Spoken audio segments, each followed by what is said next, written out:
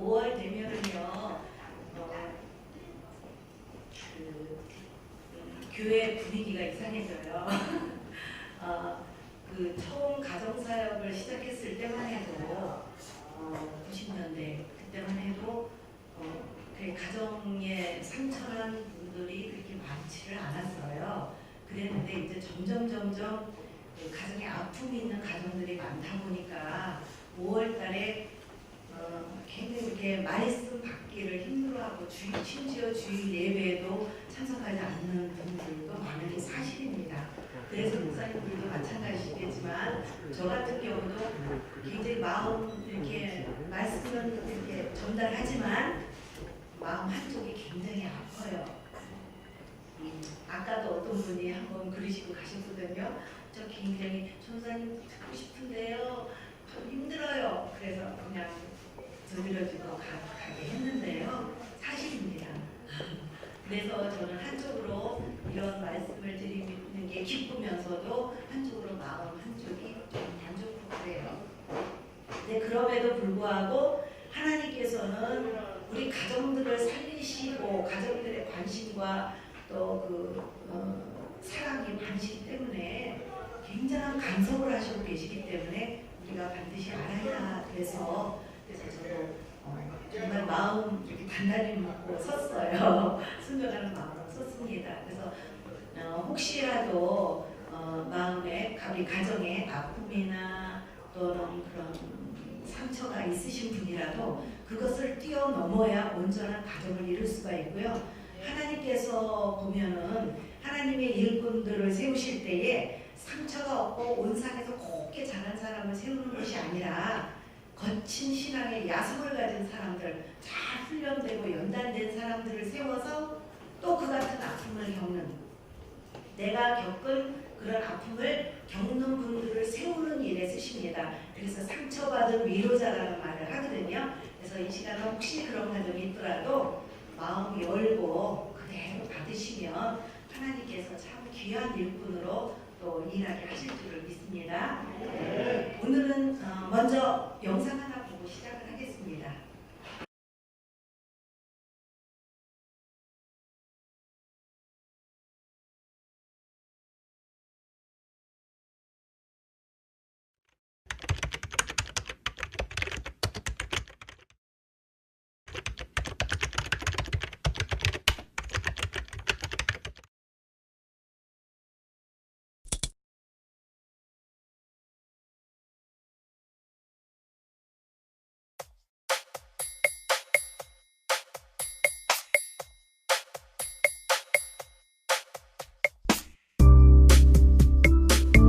네, 만족합니다.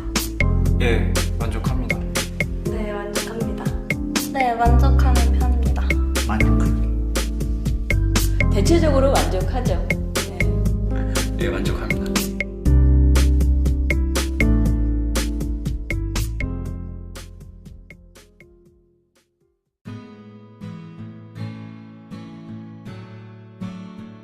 아니요, 많이 못하죠. 바쁘니까. 10분 정도 하는 것 같아요. 안 될 때도 있고. 주변 사람들이나 친구들한테 그냥 없어요. 친구랑 쇼핑 가거나 영화 보고 그래요. 별로 못 보내는 것 같아요. 한 달에 한두 번? 자주 하는 편이지, 한두 번이면.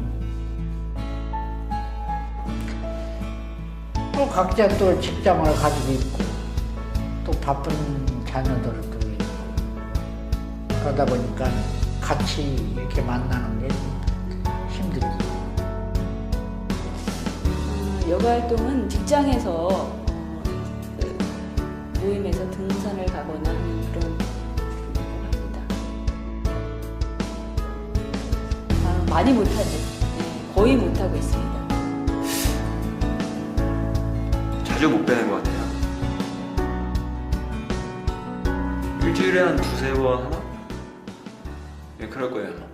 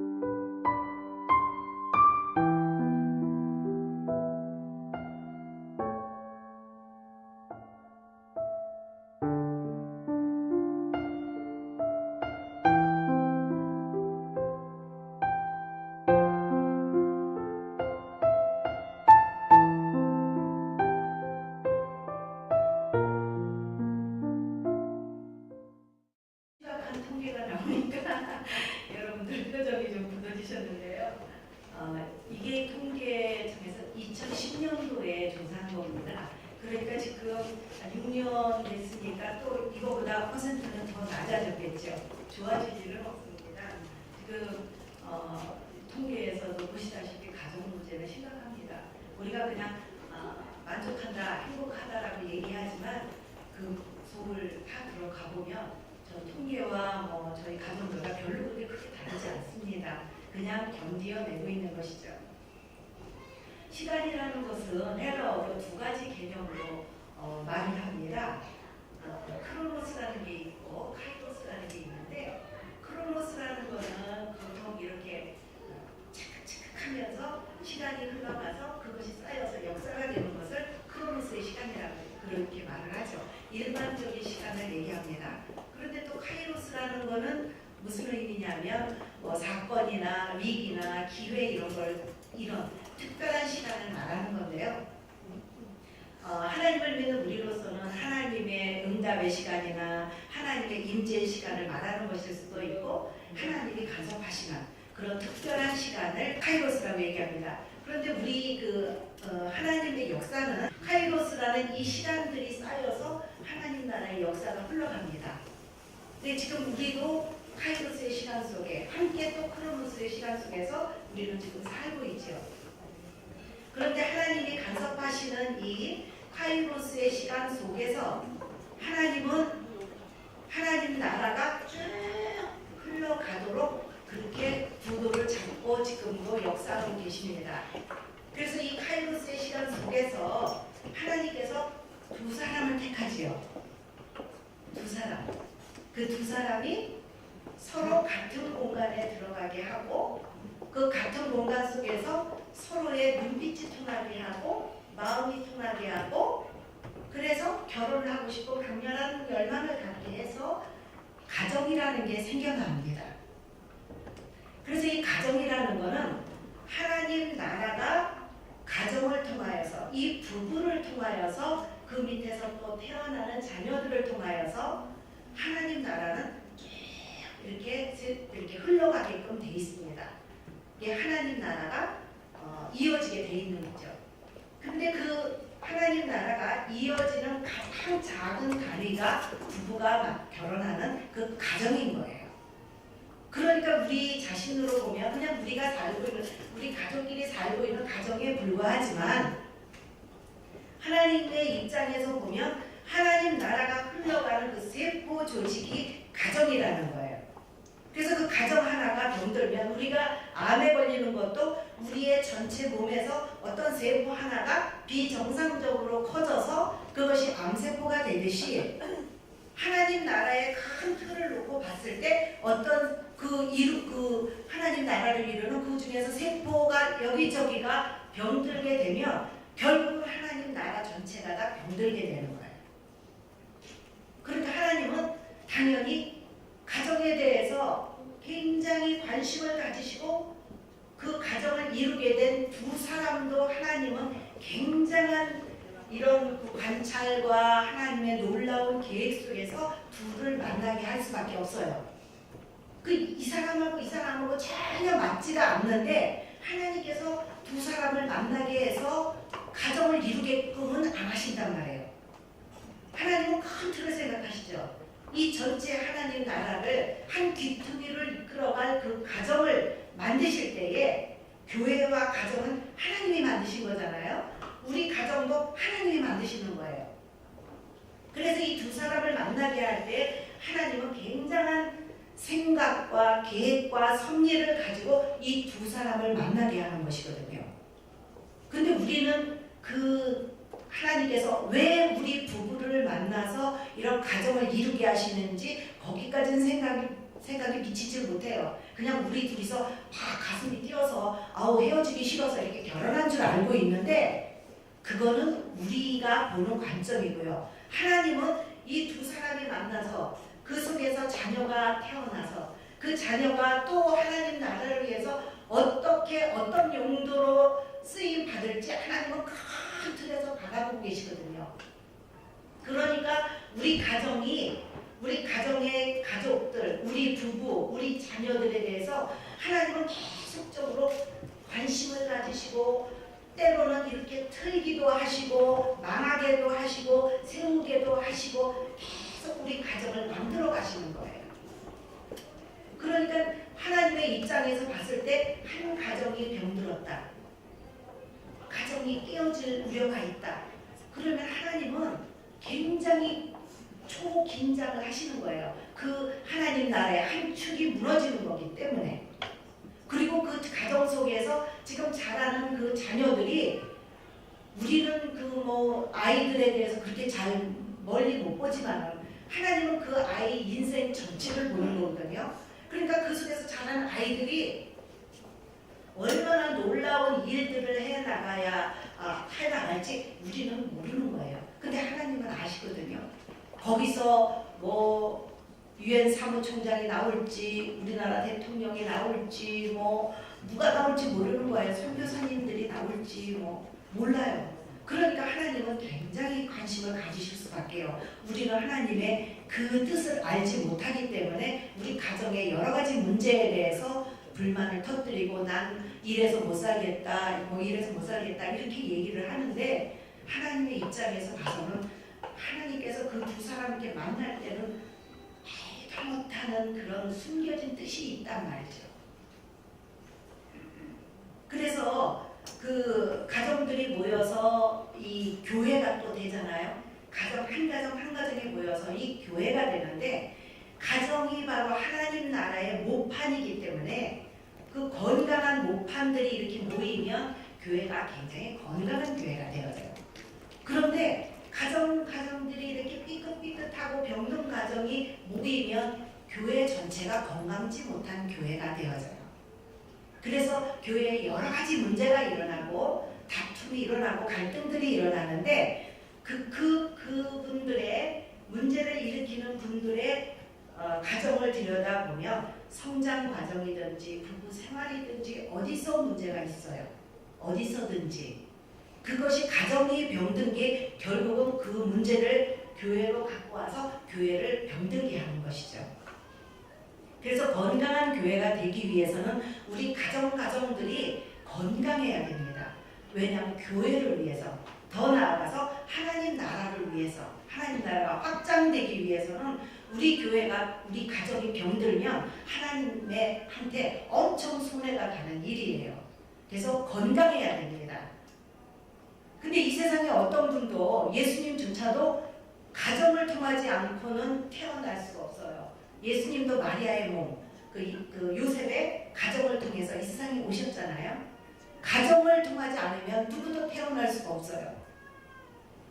그래서 가정이라는 것은 하나님의 백성이 태어나고 자라서 하나님 나라를 계승하기 위해서 양육되어지고 훈련되어지고 그리고 나중에 이제 천국에 가서 진짜 앞으로 맛보게 될 그 천국을 이 가정 안에서 미리 맛보게 하시는 장소가 바로 우리 가정인 거죠. 한 세대가 하나님의 사명을 바치고 하나님 나라에 들어가면 그 다음 세대가 또 나타나서 하나님의 역사는 계속 이루어지고 있습니다. 그 모판이 가정이 되고요. 그래서 하나님은 지속적인 관심과 사랑을 가지고 지켜보시면서 간섭하는 이유이기도 합니다. 그런데 그 인생을 많이 살아오신 우리 장로님 권사님들이 말씀하세요. 세상살이가 참 만만치가 않다. 참 만만치가 않습니다. 저 이제 그렇게 그만큼은 못 살았지만 세상살이는 참 만만치가 않아요. 우리가 생각하는 대로 그렇게 되어지지가 않아요. 그 미국 복음주의 신학자인 짐머만이라는 사람이 그 일찍 이제 각 문화가 붕괴되기 직전에 마지막으로 나타나는 그 증세 11가지를 얘기를 했는데 11가지 중에 8가지만 오늘 말씀을 드릴게요. 뭐라고 얘기했냐면 이유 없이 쉽게 해버리는 이혼의 급증이 일어난다. 자녀 수가 감소한다. 부모 멸시하는 풍조가 증대된다. 결혼식의 의미가 퇴조될 것이다. 간혼 금지 규정이 폐지될 것이다. 자녀 양육의 어려움이 증대될 것이다. 청소년 비행에 급속한 파급이 있게 될 것이다. 각종 성도착의 문화가 보편화될 것이다. 그러니까 성범죄가 급증할 것이라는 거죠. 이 11가지 중에서 8가지를 얘기를 했는데 이것이 전부 가정과 관련된 겁니다. 즉 가정의 붕괴는 그러니까 모든 문명의 붕괴는 가정의 붕괴에서 시작된다는 것을 알 수가 있는 거예요. 가정이 건강치가 못하고 가정이 병들게 되면 결국은 문명이 붕괴돼 버린다는 것을 알 수가 있어요. 가정 붕괴가 결국은 문명의 붕괴를 가져온다고 하는데 지금 이 중에서 우리나라에서 이루어지고 있는 것이 굉장히 많죠. 가난 금지 규정의 폐지라고 했는데 그때 제가 이거 공부했을 때가 96년, 98년도쯤에 했는데 그때는 계속 이렇게 대법원에서 이렇게 판결이 부결되고 그랬는데 드디어 통과가 됐습니다. 그러니까 안 이루어지는 게 없어요.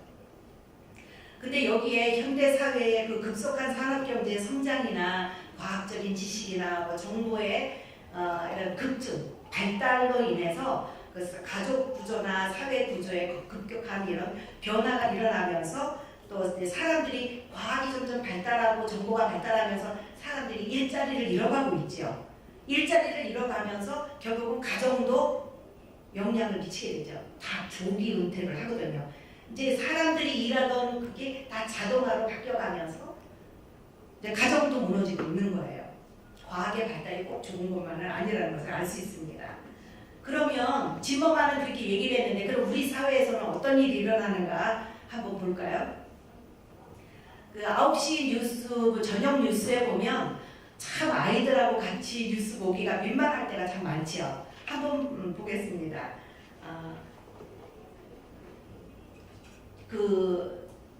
희박해진 가족 개념이라고 했는데 가족들이 아까 그 영상에서도 보았다시피 가족들의 혈연의 끈이 느슨해져 있죠. 과연 내 가족이 누구인지 옆집에 사는 사람이 더 가깝고 가족을 오히려 만날 수가 없어요.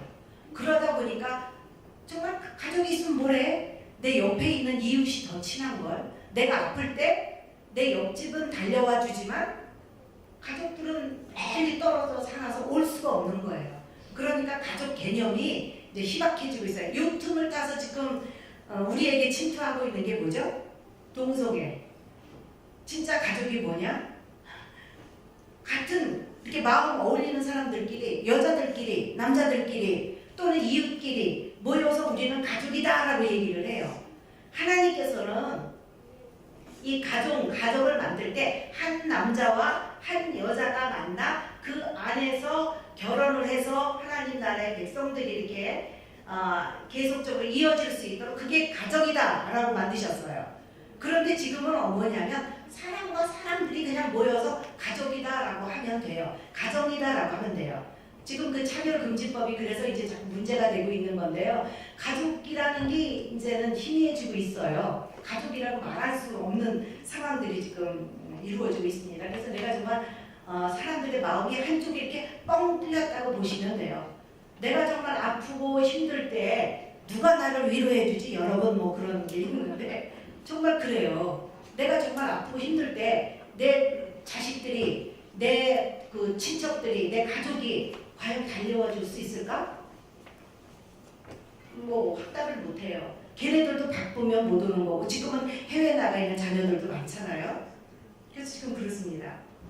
그러니까 아까 당신의 가족은 행복하십니까라는 그 통계를 보면 자녀와 10분도 대화하지 않는다. 이게 2010년 통계인데 33%고요. 가족에게 고민 상담을 하지 않는데요. 옆에 친구나 뭐 옆 사람하고는 상담하지만 가족에게는 얘기를 안 한대요. 그렇게 힘든 고민들을 얘기 안 하는 사람이 70%가 넘는데 가족이라고 할 수가 있겠나요? 자녀와 하루 10분도, 그러니까 일주일 되면 1시간도 얘기를 나누지 않는데 그게 가족이라고 할 수 있나요? 지금 예배 드리면서 10분 이상 얘기를 나누셨잖아요. 그럼 시간 개념으로 봤을 때 누가 가족이라고 할 수가 있겠어요? 그리고 가족들과 뭐 한두 번도, 한 달에 한두 번도 같은 집에 사는데도 한두 번도 식사하지 않는다. 이게 32%면 지금은 이제 더 될 거란 말이에요. 과연 가족이라고 할 수가 있겠냐는 거죠. 그리고 아이들이 마음을 지금 둘 곳을 찾지 못하고 있어요. 그래서 청소년 문제가 심각하다는 거예요.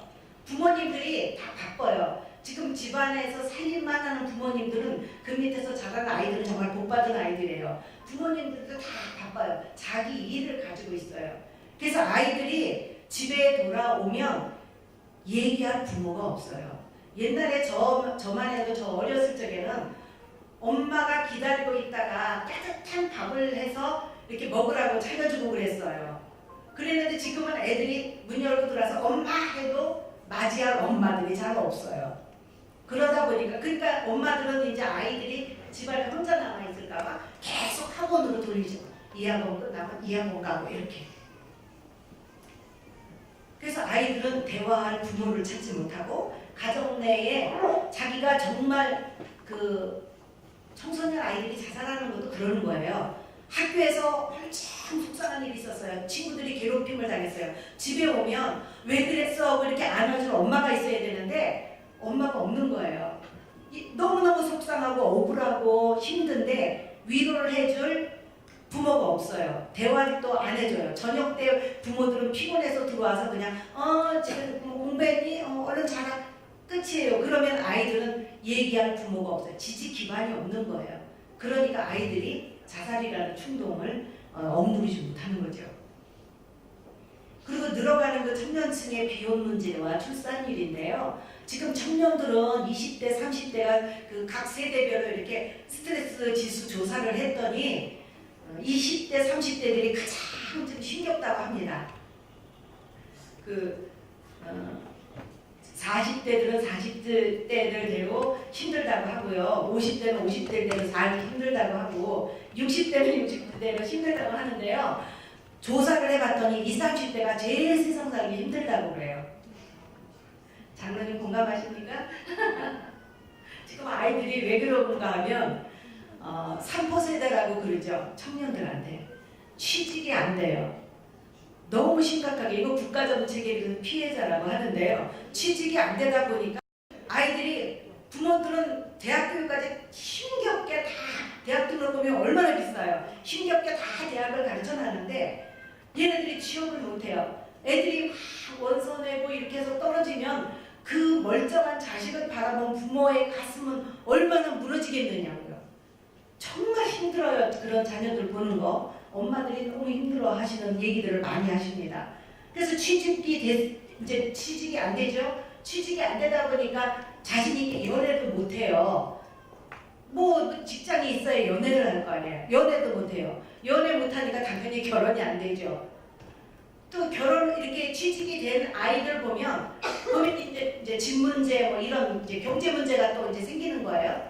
그러면 집업 빨리 둘이서 막 맞벌이 갖고 열심히 벌어서 이제 살 집을 마련하고 경제적인 이제 이런 게 안정을 해야 아이를 낳으니까 그거에 집중을 하느라 이제 아이들 일단 미루고 이렇게 다 밀어버리는 거야. 결혼도 미루고 이렇게. 그래서 이 청년들이 연애도 취업도 결혼도 이렇게 못하다 보니까 결국은 나 살기도 힘들다. 개인주의로 나갈 수밖에 없는 거예요.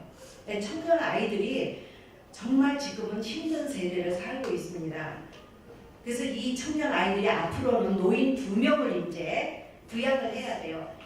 그 고령사회라고 그러죠. 이 노인들의 인구가 21%, 그러니까 100명 중에 21명이 넘게 되면 고령사회라고 그래요. 근데 이제 이 고령사회가 지금 일본은 이미 고령사회죠. 그런데 우리나라도 이제 그 고령사회를 향해서 가고 있는데 프랑스 같은 경우는 그 고령사회가 되는데 157년이 우리 그 수치가 되는데 157년이 걸렸는데 우리나라는 27년 만에 그냥 단번에 따라잡았어요. 왜냐하면 아이들을 안 낳으니까 비율이 높아지는 거예요. 아이들을 낳아야 이 고령사회로 가는 속도가 늦춰지는 것인데 아이들은 낳지 않고 수명은 길어지다 보니까 고령사회로 이렇게 돼요. 그런데 이제는 청년 아이들 1명이 노인 2명을 부양해야 되는 세대가 옵니다. 그 말은 무슨 말이냐면 아이들이 100만 원을 벌었으면 세금으로 다 빠져나간다는 얘기예요. 그래서 애들이 열심히 왜 이제 유럽 같은 나라가 그렇게 세금이 많거든요. 근데 이제 앞으로 우리나라 이 아이들도 청년 아이들이 열심히 돈을 벌어서 이제 월급을 받으면 거기서 세금으로 이제 촥촥촥촥 갈라내고 실제로 손에 쥐는 거는 얼마 없을 거예요. 그런 세대가 다 나온다는 겁니다.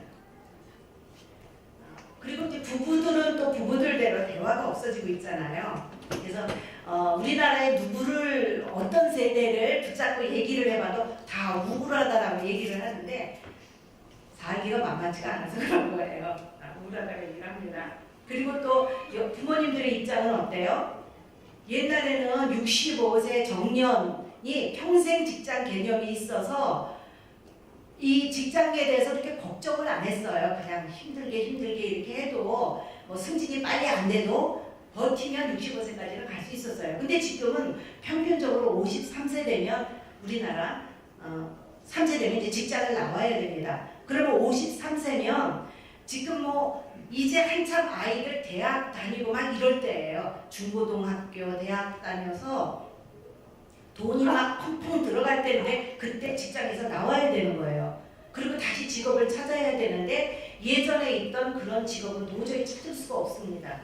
그러니까 또 이제 한 계단 낮춰서 일자리를 열심히 찾아서 하지 않으면 이게 어려운 시대가 돼가고 있어요. 그러니까 지금 20대, 30대들도 힘들다 하지만 중노년들이 안고 있는 이 삶의 문제는 삶의 무게는 지금 엄청납니다. 몸은 쇠약해 가는데 경제는 여전히 책임을 져야 돼요. 그래서 이 부모님들이 지금 굉장히 많이 힘든 세대고요. 이렇게 직장에서는 나왔는데 아이들은 결혼을 시켜야 되니까 여전히 아이들은 서포트 해줘야 되는 이런 상황에 놓인 것이 지금 중년, 노년의 문제라고 볼 수가 있습니다. 그리고 지금 우리나라의 그 심각한 것이 뭐냐 하면 가치관의 변화인데요. 결혼도 기피하고 출산도 기피하고 뭐 부모 부양도 기피하지만 이런 개방적인 성문화 때문에 결혼 전에 이 뭐 동거를 한다든지 결혼 전에 성관계를 갖는 아이들 문제가 상당히 많아요. 이거는 하나님의 말씀에 굉장히 위배가 되는 건데요. 지금은 연예인들도 결혼 발표를 하면서 자녀는 혼수라고 얘기를 하죠. 그리고 또 그냥 우리들도 그런가 보다라고 생각을 하죠. 이런 문화를 우리 아이들이 지금 받아가면 이 결혼 처음 시작할 때부터 위험을 안고 들어간다고 설명을 할 수가 있겠어요. 결혼 전에 혼전 성관계가 이루어지고 있는 이 청년들의 문제는 이미 가정이 깨어지기 시작했다고 보면 돼요. 그래서 이 문제는 정말 심각합니다. 이 성이라는 거는 하나님께서 하나님 나라를 계승하는 방법으로 부부에게만 주신 거예요. 그런데 그거를 남용하고 있는 거예요. 아이들을 결혼하는 아이들에게는 성은 해당되지 않습니다. 그런데 이것을 너무 자연스럽게 쓰고 있어요. 부모들도 이것을 얘기를 해주질 않고 있어요. 세대가 그러니까. 그럼 우리 아이들도 결혼 생활에 이미 위험을 안고 들어가도 괜찮나요? 이 문제는 그냥 넘어갈 문제가 아니에요. 그래서 베드로전서 3장 7절에도 보면 너희는 지식을 따라 동거해라는 거죠. 그 지식이라는 게 남녀의 역할과 이런 모든 신체의 비밀, 부부 생활할 때 어떻게 해야 되는지 이런 모든 것을 교육을 받고 결혼 생활에 들어가라는 뜻이거든요. 그게 말씀의 지식을 얘기하는 게 아니에요. 그런데 이런 부분에 대해서 너무 부모님들이 자식들에 대해서 교육을 안 시켜요. 그리고 지금 혼전 순결을 얘기를 하게 되면 아주 고루하다고 얘기를 하죠. 그런데 성이란 게 무엇이냐? 부부에게만 하나님이 주신 것, 거룩한 것, 구별된 것, 하나님 나라가 이어지는 통로, 그것에 대해서는 아이들에게 확실히 교육시킬 필요가 있습니다. 그리고 물질의 최우선 가치화, 이게 이제 좀 문제인데요. 아이들은 부모님들도 지금 돈 하지만 아이들도 돈 많은 사람한테 시집가고 장가간다는 게 아까 제가 한참 저 뒤에서 웃었는데요. 아까 그 영상에 보니까 목사님 설교 전에 영상에 보니까 여고생들한테 물었더니 2위가 뭔지 아십니까? 2위가 만수르한테 시집간다는 거예요. 연세 드신 분들 만수르가 누군지 아십니까? 아랍의 최고 부자예요. 그래서 첩첩들을 쫙 거느리고 돈이면 다 되는 이런 사람을 그래서 요새 아이들이 빗대서 만수르라고 얘기를 해요. 근데 만수르한테 시집가겠다는 거예요. 아이들이 돈이면 첩이 돼도 상관이 없다는 거죠. 한마디로 얘기를 하면. 이런 이 물질 만동주의 속에서 지금 아이들이 커가고 있습니다. 또 하나, 가정엔 아버지가 없어요. 왜 아버지가 없을까요? 왜 아버지가 없어졌을까요? 가정에 분명히 아버지는 계십니다. 그런데 아버지가 없어요. 아버지의 역할을 하는 아버지가 없다는 얘기예요. 왜 그렇게 됐을까요? 앞으로는 이런 제가 지금 말씀드린 이 몇 가지만 해도 이제는 점점 더 심해질 것입니다. 이혼율도 계속 높아질 거고요. 그 다음에 또 이제 성적 타락도 가정 깊숙이 들어갈 것이고요. 이제 뭐 서로 외도하는 이런 일들도 굉장히 많겠죠. 직장에 다니는 분들은 아실 텐데요. 오피스 와이프라든지 오피스 허즈번드라든지 오피스 스파우즈라는 말을 들어보셨을 거예요. 부부가 대화를 하질 않아요. 서로 생각을 나누지 못해요. 그러다 보니까 옆에 회사의 동료들하고 이성 간의 동료도 너무너무 얘기가 잘 통해요. 사실이에요. 남편한테, 아내한테 하지 못하는 말, 옆에 사무실에서 같이 근무하고 있는 이성 간에도 너무너무 잘 통하는 거예요. 그러니까 대화를, 고민이 있으면 같이 나눠서 차 마시면서 밥 먹으면서 얘기하다 보면 여기서 문제가 심각하게 일어나는 경우가 굉장히 많아요. 실제로 같이 살지는 않죠. 살지는 않지만 이미 정서적으로 지금 7계명을 범하고 있는 경우가 많아요. 깨어지진 않았어요, 아직. 거기에 IMF 같은 경제적인 위기가 한번 다 오고 나면 이제 착 깔려지는 거죠. IMF 때도 이혼율이 굉장히 높았는데 돈 때문에 이혼하는 게 아니에요. 이미 베이스에 문제가 깔려 있다가 경제적인 문제가 딱 이렇게 태풍이 싹 오니까 그때 순간적으로 착 갈라지는 거거든요.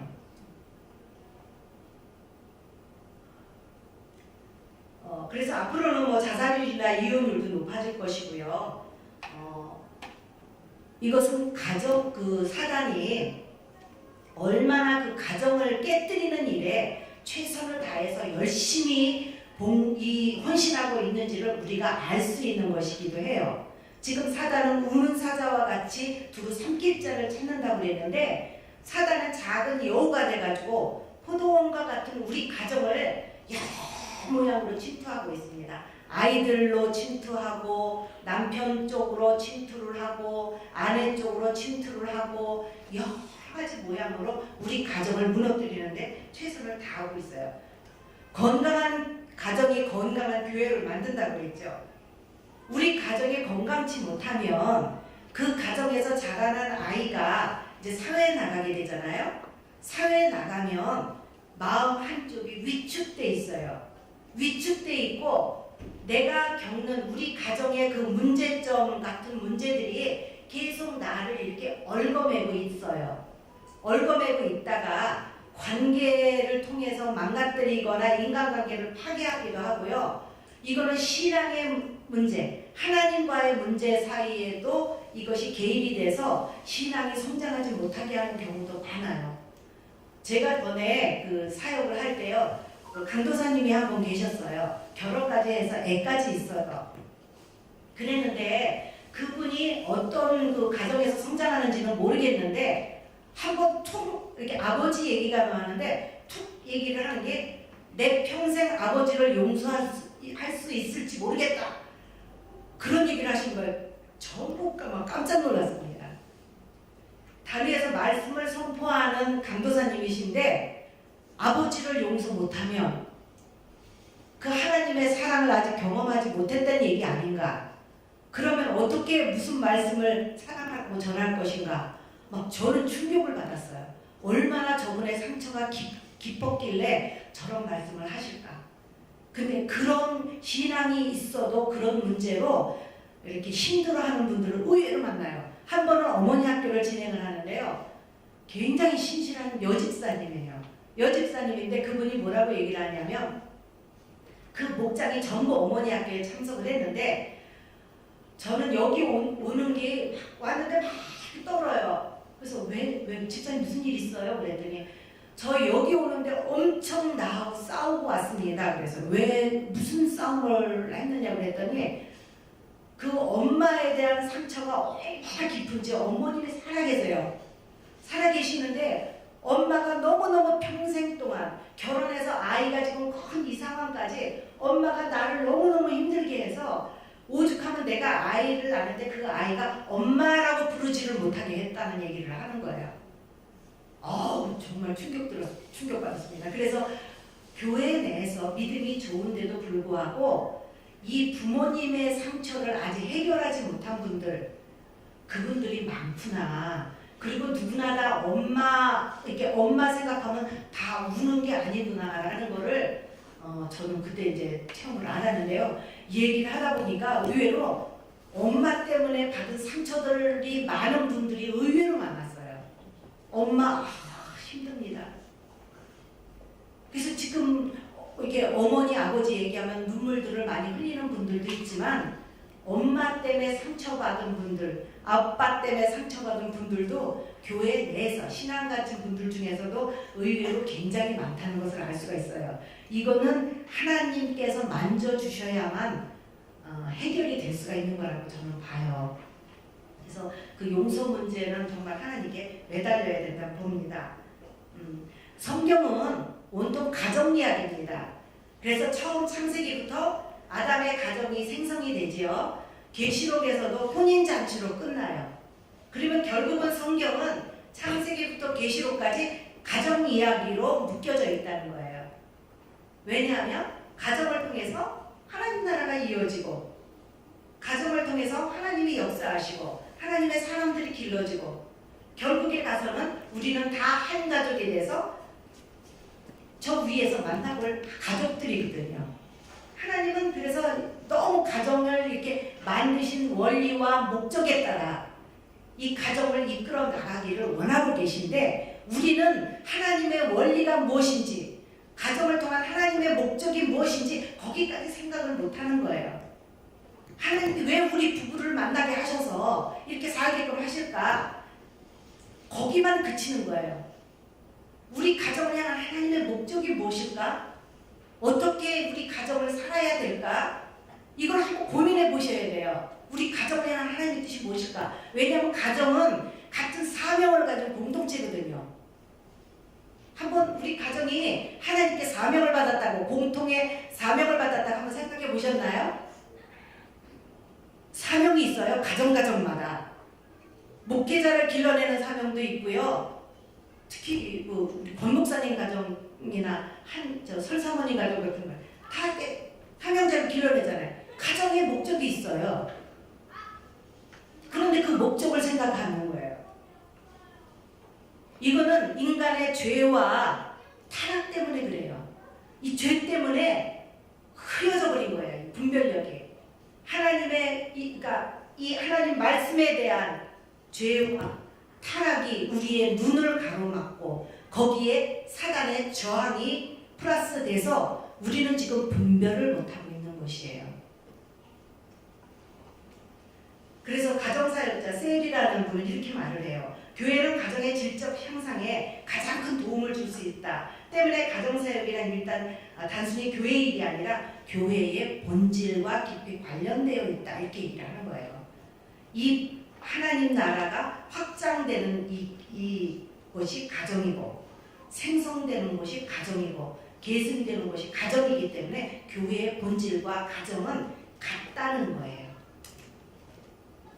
그래서 하나님께서 말씀하세요. 로마서 12장 2절에 보면 너희는 이 세대를 본받지 말고 오직 마음을 새롭게 함으로 변화를 받아 하나님의 선하시고 기뻐하시고 온전하신 뜻이 무엇인지 분별하도록 하라. 이 세대를 본받지 말라는 거예요. 근데 지금 우리는 이 세대 속에서 그냥 젖어들어서 분별력을 잃어버리고 있죠.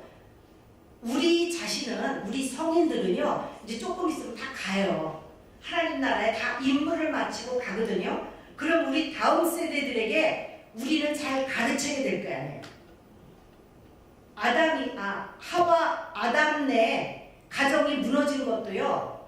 아담은 하나님께 말씀을 1세대로 직접적으로 받았어요.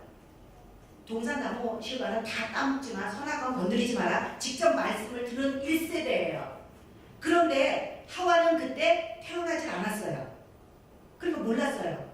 그리고 태어나서 남편인 아담에게 말을 들은 거예요. 아, 동산실과당을 다 따먹는데 이 선악과를 따먹지 말라 그랬구나. 2세대예요.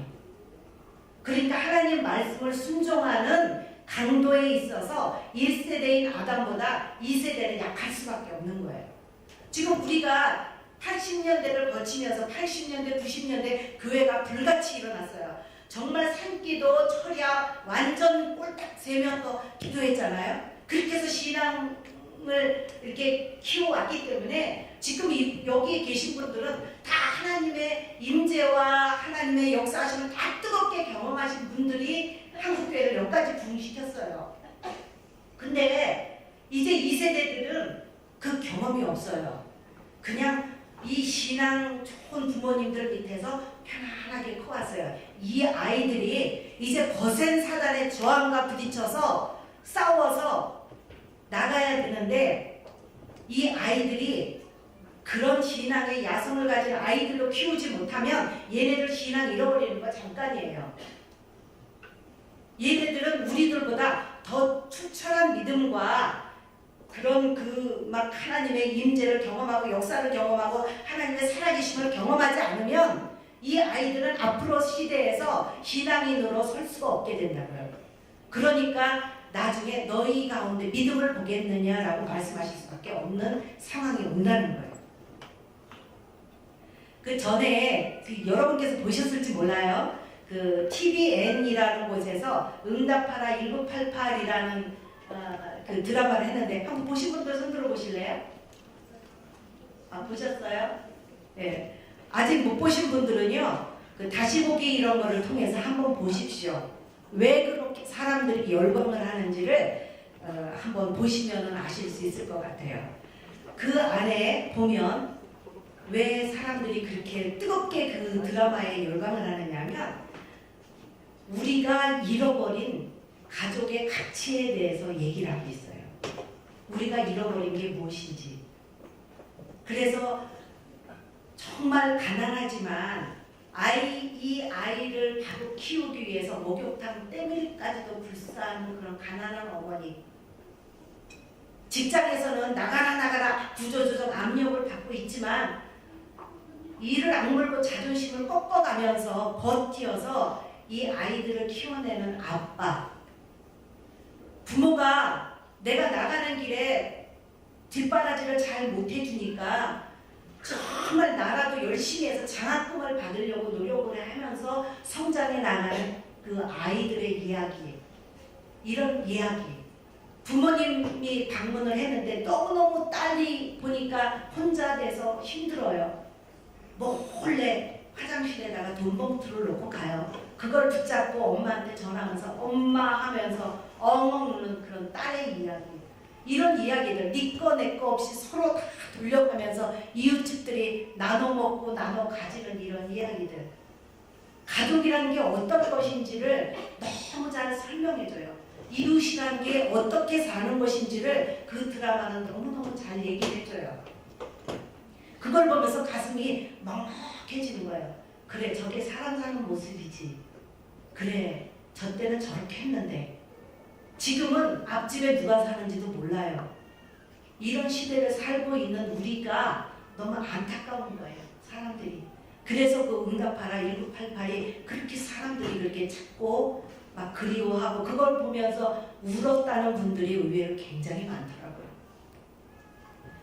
우리 아이들이 나중에 우리 가정을 이렇게 추억해 봤을 때 우리가 그 응답하라 1988을 통해서 저 시절로 돌아가고 싶다. 왜냐하면 그때는 그 동네는 쌍문동의 그런 그 작은 동네였지만 저희들이 자란 그 동네를 추억해보면 다 그랬어요. 그 쌍문동 동네만의 이야기가 아니고 다 그런 곳에서 자랐어요. 자라다 보니까 어렸을 적 부모님을 생각하면 늘 따뜻한 기억들이 있어요. 풍족한 거하고는 상관이 없어요. 그 부모님의 그 마음과 사랑이 느껴지기 때문에 따뜻해요. 근데 지금 우리 아이들에게 나중에 이만큼 커서 엄마 아빠를 이렇게 추억해 봤을 때, 자기가 자란 가정을 추억해 봤을 때, 아, 그때 참 따뜻했지. 그래, 그 사랑을, 그런 따뜻한 거를 우리 아이들에게도 보여줘야 될 텐데, 그렇게 살아줘야 될 텐데, 이런 생각을 하도록 우리가 만들어야 될 게 아니에요.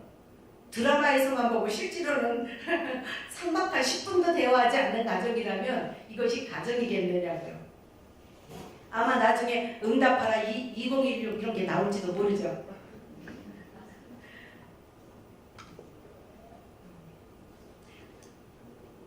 우리 교회 제가 4월 달에 설문지를 나눠드리고 조사를 한 적이 있죠. 우리 가정에 대해서 행복하십니까? 라고 질문을 했더니 한 50% 이상이 행복합니다 라고 말씀해 주셨어요. 그리고 가정의 문제라고 생각되는 것에 한번 표시해 보세요 그랬더니 제일 많이 문제다, 그리고 동그라미 친 게 뭐냐면 부부가 의사소통이 안 된다, 얘기가 안 통합니다. 이거는 남자분들이나 여자분들 다 같이 동그라미 치셨을 거예요. 도무지 얘기가 안 통한다, 답답하다, 이 얘기를 많이 해주셨어요. 그리고 두 번째가 뭐냐면 우리 부부는 성격 차이가 너무 심하다. 그래서 참 너무 힘든 게 많다, 이런 얘기를 해주셨고요. 그래서 이거는 제가 수요일 날 다루려고 합니다. 어떻게 저 가정에도 그런가 봐요. 격하게 공감하고 계시는 것 같은데. 예. 그리고 또 가정에 어려움도 많다, 이런 가정들도 많아요. 근데 그날 이 앙케이트 조사 안 해주신 분들도요, 다 거기서 거깁니다. 특별히 해주신 분이나 안 해주신 분이나 한국 사회에 다 이래요. 보면 어디 가서 조사를 해봐도요, 다 그렇습니다. 요새는 또 전에는 고부간의 갈등이 많았잖아요. 시어머니와 며느리. 근데 이제 장서 갈등이라고 해서 장모와 사위 갈등이 많았어요. 이제는 어디까지 가냐면 장인과 사위도 못 살겠다, 이런 참 이런 거는 확장되면 안 되는데 확장되고 있습니다. 그럼 우리 가정을 향한 하나님의 비전은 무엇일까? 하나님의 뜻은 무엇일까? 한번 또 생각해 봤으면 좋겠어요. 하나님께서는 이렇게 둘이서 만나게 하셔서 거기서 아이들을 키우는데 내 생각, 내 방법, 내 가치관이 아닌 하나님의 방법, 하나님의 말씀, 하나님의 가치관을 가지고 이 아이들을 키우기를 원하세요. 왜냐하면 그 아이가 하나님의 나라의 백성이기 때문에, 이제 우리를 이어서 하나님 나라를 이끌어 가야 되기 때문에 하나님의 사람들로 키우기를 원해요. 그런데 우리는 어떻게 키워요? 무조건 인류대 가면, 우리 서울대 교수님도 계시지만 우리나라에서 지금 최고 대학이 서울대예요. 서울대만 가면 이제 다 키웠다, 난 성공했다라고 생각을 하시죠. 하나님은 아무 관심이 없어요. 제주대학을 하든 서울대학을 가든 하나님의 입장에서는 아무 관심이 없어요. 하나님은 하나님의 말씀에 아멘하고 하나님을 만나고 체험해서 하나님의 백성으로 살아갈 이 아이들로 키우기를 원한다고 아이를 주셨어요. 결혼한다고 전부 부모가 될 수가 없어요. 아기를 그렇게 갖기 원하는 가정들도 의외로 굉장히 많은데 하나님이 다 주시질 않아요. 이 부부한테 맡기면 하나님의 백성으로 잘 키우겠다라고 생각하신 가정에게 아기를 주시는 거예요. 아기를 안 주시는 가정은 또 다른 사명이 있어서 그러는 거겠죠. 주시는데 하나님이 맡기는데 그 맡기는 거를 평생 맡기질 않으시고 약 한 만 19년 정도 성인이 되기 전까지 이 아이들을 좀 맡아서 내가 원하는 사람들로 좀 키워줘라 하고 우리 가정에 맡겨놓으신 거예요. 그래서 우리는 한 만 19년 정도 이 아이를 잘 관리하되 맡기신 하나님의 뜻에 맞는 아이들로 키우면 우리의 임무는 끝나는 거예요. 그런데 우리는 그 생각을 안 해요.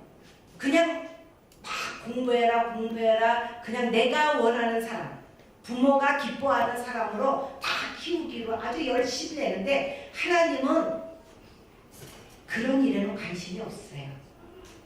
다 공부 잘하기를 원하는 것도 아니고요. 다 노래 잘하는 거 원하는 것도 아니고요. 오로지 하나님의 쓰심에 합당하게 성장하기를 원하는 거예요. 그래서 우리가 공부 안 해서 속썩이는 아이들이 있으면 한번 생각해 보세요. 하나님이 얘를 어떻게 키우시면 좋을까요? 무엇을 원하고 계시죠? 기도해요. 기도하면 언젠가 하나님 알려주세요. 나는 네가 좀 귀찮게 안 했으면 좋겠다. 하나님 그러실 거예요. 하나님이 만들어 가시니까. 근데 하나님이 만들어 가시기도 전에 부모가 가운데서 너무 헷갈리게 만들어요. 하나님 너무 힘들어하세요. 그러니까 차라리 알아서 하세요. 딱 밀어버리면 하나님이 키워가시는 것을 오히려 볼 수가 있어요. 하나님은 하나님 쓰심에 맞게 이 아이를 보냈기 때문에 그래요. 그래서 이렇게 하나님께서 아이들을 관리하셔서 이 아이들을 잘 키워서 이렇게 키워가는 이 하나님 나라의 목판으로 가정을 사용하고 계시고 우리에게 그것에 맞게 가정을 이끌어가기를 원하신다는 것을 알 수 있습니다. 그래서 이 지금 하나님의 원리와 가정에 대한 원리와 목적을 말씀드렸는데 그러면 우리 가정이 어떻게 여기에 맞춰가야 될 것인지 제가 몇 가지를 말씀을 드리겠습니다. 저는 첫째 가족의 유대를 강화시키라고 말씀을 드리고 싶어요. 아까 혈연의 끈이 느슨해진다고 했죠? 현대 가정의 문제점 중에 최고가 느슨해지는 거예요. 아빠가 아빠인지 엄마가 엄마인지 형제간에 제가 내 형제야? 왼수처럼 지내는 가족 많아요. 그러니까 하여튼 부모님들이 하실 일은요 끈끈해지는 거. 누가 뭐래도 다른 사람은 다 너는 죄인이다 얘기할 때도 너는 그래. 너는 내 새끼. 너는 내 편. 당신은 내 편. 우리 가족. 이거 끈끈한 게 있어야 돼요. 마지막에 나를 위로해주고 내가 다른 사람이 다 나를 외면할 때 내가 마지막에 나를 품어주고 나를 쉬게 해줄 거는 우리 가정이거든요. 그렇게 끈끈한 가정으로 만들 책임이 우리에게 있는 거예요.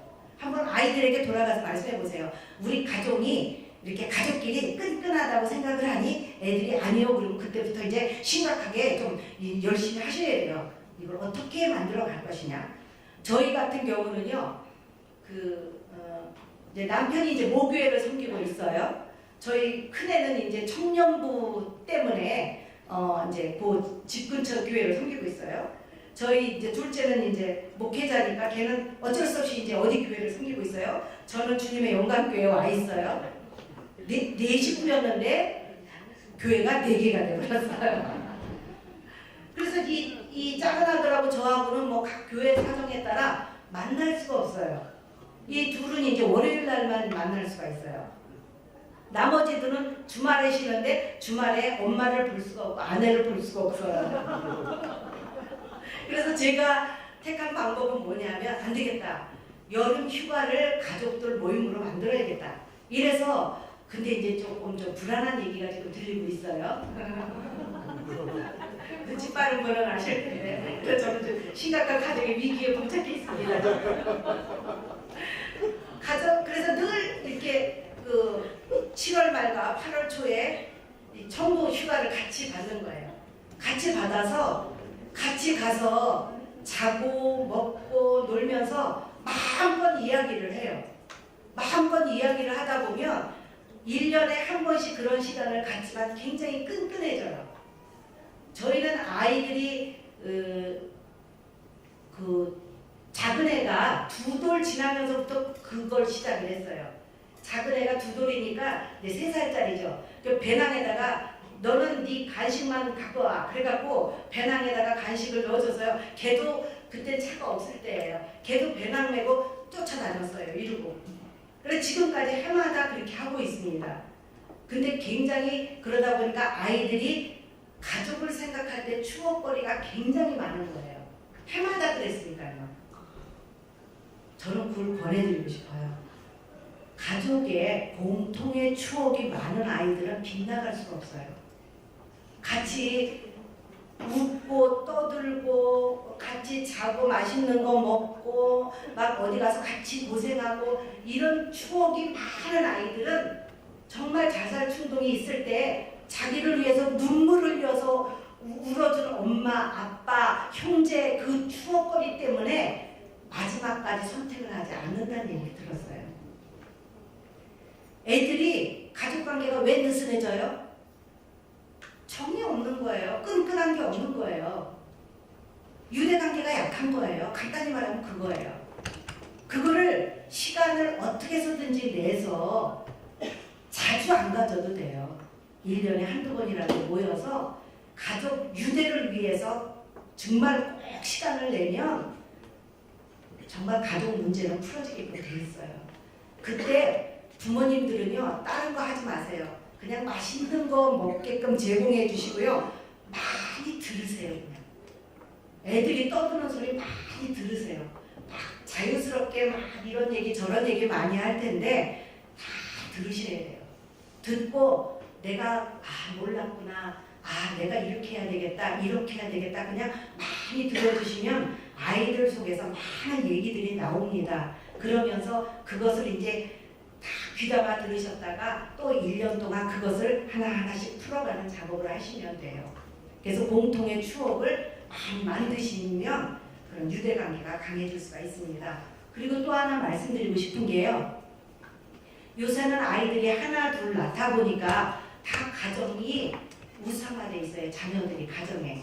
그래서 심지어 교회를 정하는 문제, 뭐 가족이 어디로 놀러 가나, 가족의 그 계획 문제, 어떤 요일이 좋나, 몇 시가 좋나, 뭐 이런 모든 문제들이 자녀들이 다 결정을 해버려요.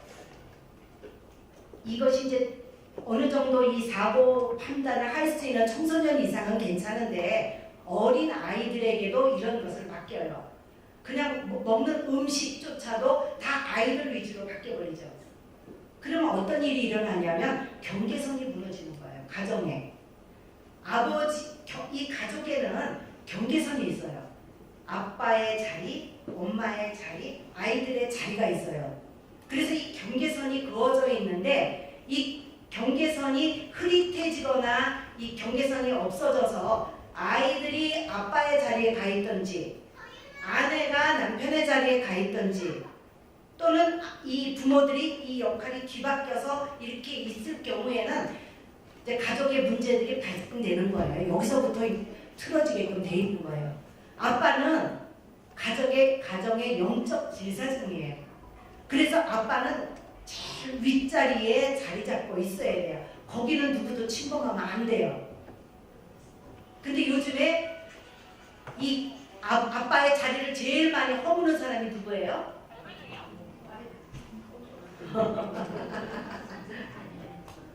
왜 와이프가 되겠어요? 경제권이 있으니까. 우리 집안의 축복은요, 남편을 통해서 와요. 하나님이. 그게 하나님이 세운 법칙이에요. 여기서 이 경계선에서 아빠의 자리가 확고하지 않으면 우리 가정은 이 틀이 벌써 영적인 질서가 무너지게끔 된다는 거예요. 근데 이 가정의 영적 질서를 세우는 일을 누가 해요? 아빠가 해요? 아내가 하죠. 처음 듣는 얘기예요? 이거는 내가 우리 집에 이 영적 제사장으로 내가 권위를 가지고 해야겠다. 이거 그렇게 하는 아빠가 어디 있어요? 아내가 세워주는 거죠. 아내가. 처음 듣는 얘기 같은 표정을 하셔서 저는 참 당혹스럽습니다. 이 아버지의 자리는 확고하게 그어드려야 돼요. 이렇게. 그리고 아내의 자리는 분명히 아내의 자리에 있어야 되고요. 근데 자녀들이 아버지의 자리에 올라가 있어서 부모님께 부탁하는 게 아니라 부모들을 명령하는 경우를 가끔 봐요. 부모님에게 명령해. 해준 게 뭐 있어? 이렇게 해달란 말이에요. 콧구멍을 내서라도 자녀들의 자리로 내려보내야 돼요. 그래야 우리 집에 문제가 없어요. 이 경계선을 허물려는 아이들이 굉장히 많아요. 아이들이 어렸을 때는 표현력이 부족하다 이래서 이렇게 그냥 부모들이 양보를 해요. 그래 또 먹고 싶은 걸 해. 근데 이제 어느 정도 성장을 해서 자기 의사 표현이 확고해졌을 때는 아이의 자리로 빨리 보내셔야 돼요. 빨리 보내는데 그 교통 정리를 누가 해야 되냐? 아내가 해야 되는 거예요. 그래서 아빠는 그냥 가정의 큰 울타리와 큰 숲이 되어주시고요. 아내는 그 가정을 그렇게 만들어가기 위해서 서포트를 하는 거예요. 분위기를 만들어주고 아이들이나 남편에게 영향력을 뒤에서 서포트해 나가는 것이 아내들의 역할입니다. 그래서 이렇게 경계선이 분명한 가정에서 성장한 아이들은 사회에 나가서도 위계 질서 이런 것을 흐트러뜨리질 않아요. 아주 잘 사회 속에서도 잘 적응해 나가도록 그렇게 됩니다. 훈련이 된 거예요. 가정에서. 근데 이 사회에 나가서 그냥 치받고 그냥 막 사표 내던지고 이렇게 문제를 일으키는지 보면 이 가정의 질서가 지금 깨져 있는 경우가 참 많아요. 이렇게 가정에서부터 훈련이 돼야 돼요. 두 번째 말씀드리고 싶은 게요. 아버지와 남편을 격려해 주시기 바랍니다. 이거 아까 아내들도 먼저 말씀해 주셨지만 너무너무 중요해요. 이것이 너무 많이 발생을 하고요. 너무 심각해서요. 우리 가정이 계속 지금 문제가 일어나고 있는 거예요. 아내들의 입김이 너무 세요. 아내들이 너무 무섭대요. 왜 그러냐면요. 예전에 저 신혼 때만 해도요. 남편이 월급 봉투를 갖고 오면 정말 공손한 마음으로요. 아침에 부부싸움을 했더라도요. 아이고 고마워요. 잘 쓸게요. 이랬어요. 근데 지금은 월급 봉투는 남편도 못 만지고 아내도 안 만지잖아요. 그냥 바로 통장으로 날아가 버리니까 왜 이래 남편이 아내에게 용돈을 타서 쓰는 시대가 된 거예요. 경제권이 아내에게 넘어가다 보니까 아내의 입김이 세워졌어요. 그 밑에서 자라는 아이들은 똑똑해요. 실세가 누군지를 재빨리 파악을 해서 아빠는 상관이 없어요. 엄마한테만 잘 보이면 되는 거예요. 그래서 어버이날 선물도 엄마에게만 드린다고 그러더라고요. 참, 저는요 아들만 둘 키우고 있어요. 그래서 우리 사회를 보면서요 저는 속으로요 너무너무 가슴이 아픈 게 많아요. 쟤네들은 얼마나 푸대접을 받을까 그런 생각이 들어요. 농담이고요. 이 아버지를 바로 세우지 않으면 너무 초라한 가정이 되어버려요. 하나님의 축복도 잘 못 받고요. 덜 받고요. 우리 아이들이요 보고 배울 게 없어서요. 사회에 나가서 관계도 잘 못 만들어요. 아빠는 사회성을 길러주는 교과서예요. 하느님께서는 우리가 원하든 여자들이 원하든 원하지 않든 어떻게 성경을 보면 저는 그런 생각까지 했어요. 하나님은 남자 편이다. 그런 생각까지 할 정도로요. 하나님은 남편들에게 이렇게 그러니까 여자들이요 남편들을 이렇게 공경해라 하는데 정말 하나님께서는 이렇게 남편들 세우기를 원하시는 것을 성경에 보면 많이 나타나 있고 알 수 있어요.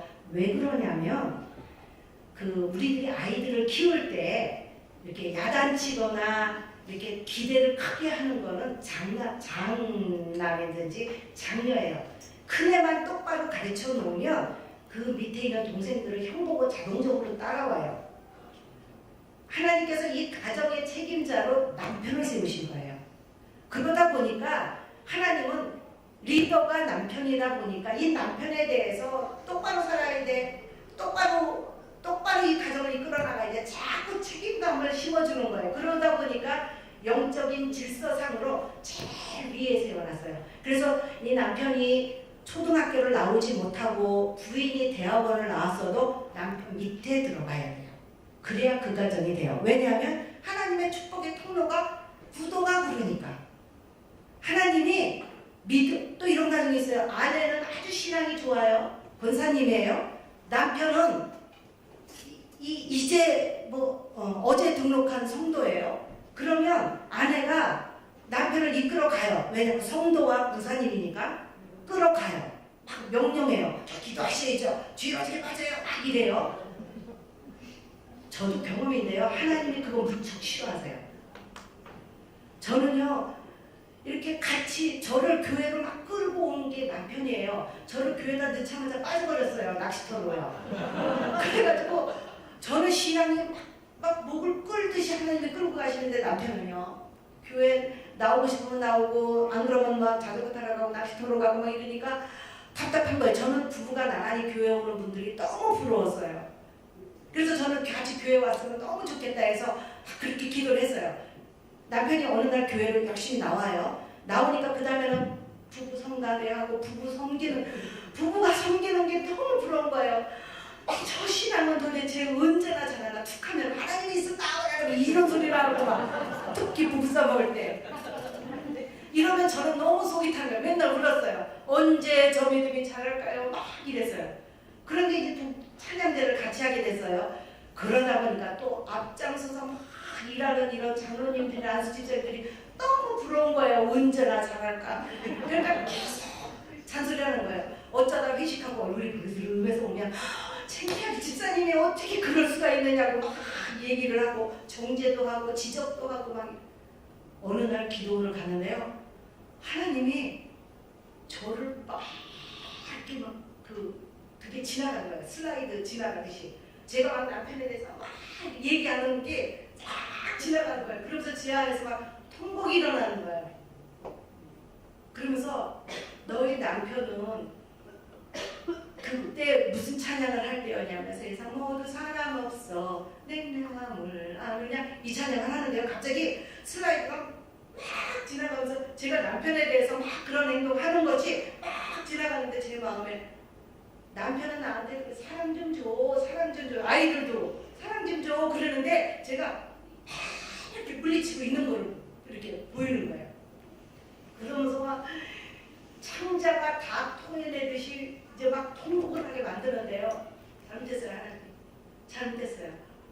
제가 하나님 믿는다는 열심만 가지고 이렇게 했는데 그게 막 지적하고 저는 이제 이게 신앙을 막 끌어올려서 이렇게 그런다고 좋은 뜻에서 이런 건데 그게 남편은 얼마나 힘들었는지 앞에서 설쳐대는 그 아내 때문에 하나님이 얼마나 이 아들에 대해서 직접적으로 이렇게 간섭하시고 너는 내 아들이니까 간섭하시고 키워가시고 조심조심 하나님은 이렇게 세워가시는데 저는 옆에서 정말 해방거리가 된 거예요. 저는 똑바로 한다고 한 건데요. 남편을 지적하고 비판하고 이랬던 거에 하나님은 엄청 해결을 시키는 거예요. 그러면서 네 남편은 내 아들이다. 얘기를 하시는데 저 그때요 정말 하나님 잘못했어요. 제가 정말 잘못했습니다. 저 두 손 들고 다 해결을 했어요. 그리고 나서 그 다음부터는 남편이 낚시터를 주일날 가시면 잘 오세요. 그냥 즐겁게 지내다 오세요. 그리고 뒤돌아서 나가면 저는 이제 교회에 와서 우는 거예요. 하나님 잘 키우신다며요. 낚시터 갔어요 하나님. 그리고 그때부터 이제 기도만 하는 거예요. 남편을 놓고 기도만. 하나님 키워주셔야죠. 하나님 불쌍히 여겨주세요. 제가 똑바로 못해서 아직도 저러고 있으니까 하나님 도와주세요. 그런데 신기하게요. 제가 남편에 대한 지적을 싹 멈추면서부터 남편이 달라지기 시작을 하는 거예요. 남편이 신앙이 커지기 시작을 하는 거예요. 스스로 성가대를 찾아서 가고 스스로 교사를 한다고 하고 맨날 학생 때문에 시험에 들어가고 교사 집어친다고 얘기를 해서 그렇지 스스로 그렇게 한 거예요. 그냥 제가 손을 띄고 뒤에서 남편을 기도로 미니까 그게 순서더라고요. 미는 거예요. 그냥 미는 거. 그 앞에서 앞에다 대고 지적하고 비판하고 남편을 가르칠 게 아니라 선생님이 되지 말고 여우 같은 이런 지혜로운 아내가 되라는 거예요. 그 다음부터 저는 입을 다물어 버렸어요.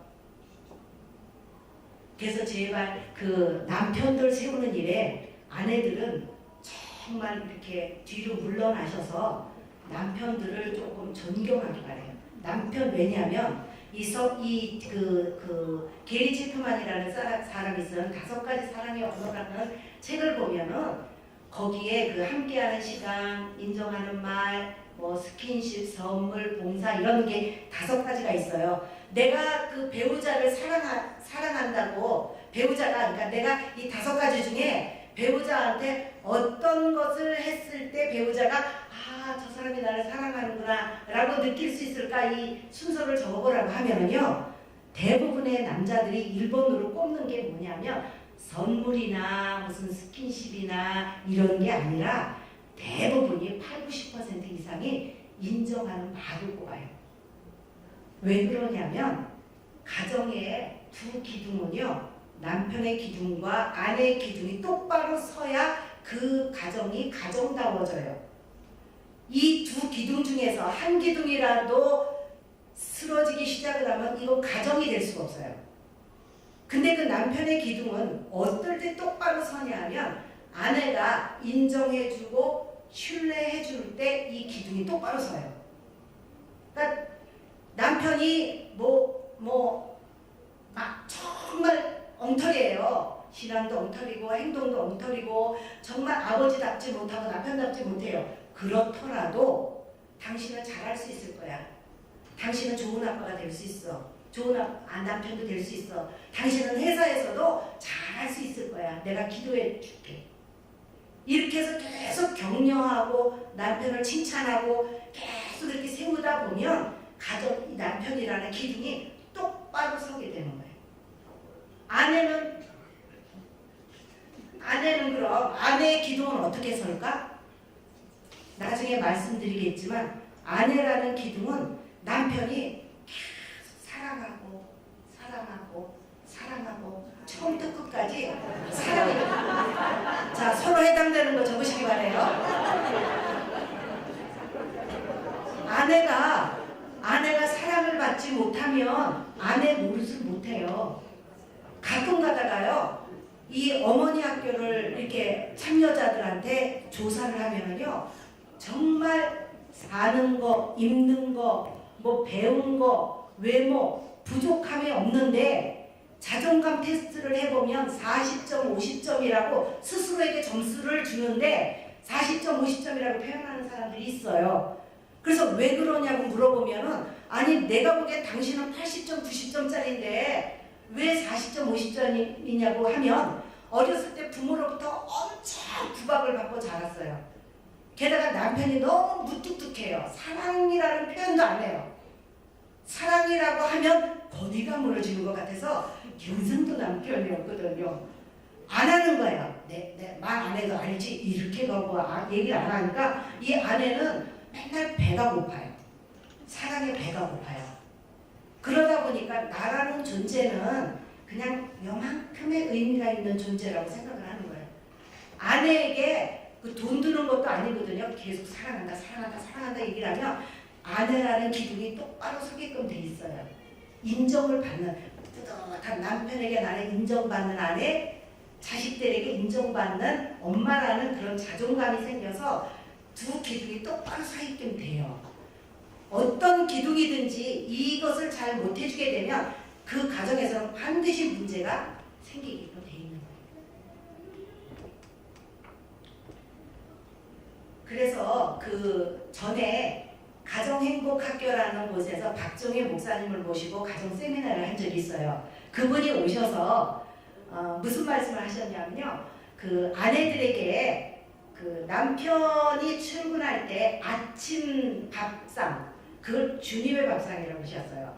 주님의 밥상을 한번 해드리자, 그렇게 얘기를 하신 적이 있어요. 그래서 그 목사님이 가신다. 그게 무슨 말이냐면, 아침에 일어나서 밥을 좋아하는 분은 밥을 좀 차려서 정성스럽게 가요. 이렇게 일이지 말고 일어나서 정성스럽게 이렇게 밥상을 차려드리자는 얘기예요. 샌드위치를 좋아하던, 죽을 좋아하시던, 밥을 좋아하시던, 아니면 따뜻한 차, 과일 한 쪽만 드시고 나가더라도 정성스럽게 세상이 터전을 향해서 나아가는 남편에게 내가 격려와 좀 힘과 용기를 드리자는 거예요. 이렇게 주님의 밥상, 정성스럽게 주님을 섬기듯이 밥상을 한번 드려보자는 이 얘기를 하셨는데요. 센세이션이 일어났어요. 그래서 많은 젊은 그 주부들이 정말 눈을 비비고 일어나서 이렇게 했어요.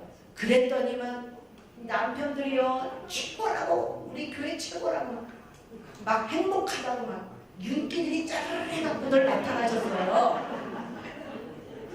힘드시죠? 아내들 힘드시죠? 근데 한번 생각을 해보자고요. 지금 사회는요, 남편들이 처해 있는 그런 사회적인 상황은 앞서 나가지 않으면 사회에서 뒤처지고 도태가 돼요. 치열한 경쟁 사회에서 살고 있어요. 밑에서는 치 올라오고요. 위에서는 살아남기 위해서 성적을 내지 않으면 살아남을 수가 없어요. 지금 이렇게 치열한 경쟁 사회 속에서 남편들이 살아남기 위해서 치열하게 살아가고 있어요. 여성들도 사회에 나가서 사회생활을 하시겠지만 남자들이 겪고 있는 가장이라는 그 삶의 무게는 정말 엄청나요. 게다가 통장까지도 아내가 다 가졌잖아요. 그래서 밥상도 안 챙겨주면 어쩌자는 거예요, 정말.